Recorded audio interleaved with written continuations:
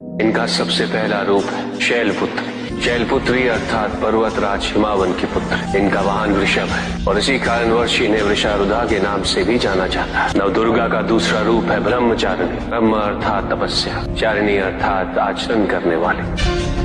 ये रूप उस ज्ञान व आचरण का प्रतीक है जिसके माध्यम से इन्होंने मुझे अपने पति के रूप में प्राप्त किया। नवदुर्गा का तीसरा रूप है चंद्रघंटा। मस्तक पे घंटे के आकार में आधा चंद्र। ये रूप अत्यंत शांतिदायक कल्याणकारी है।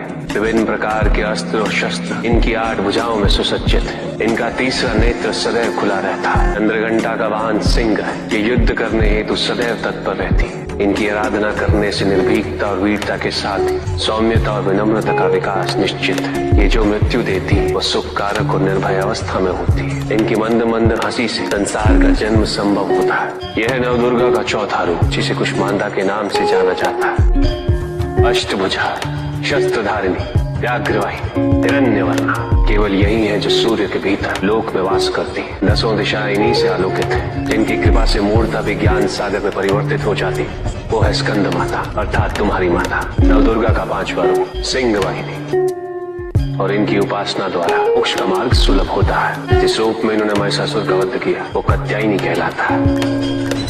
इनकी आराधना करने से अर्थ, धर्म, काम और मोक्ष फलों की प्राप्ति होती है। श्याम रंग, खुले केश, एक हाथ में लोहे का कांटा और एक में खड़ग, जिनका आशीष शुभों का कर्ता और कारक है।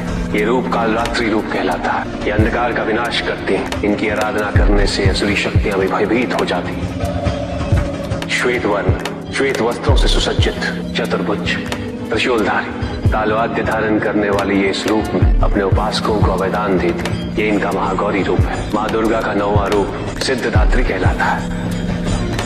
प्रगम्य, अशुद्ध, अशित्व ये 8 सिद्धियां केवल इन्हीं की कृपा से प्राप्त हो सकती। मेरा अर्धनारीश्वर रूप इनके सिद्धदात्री रूप की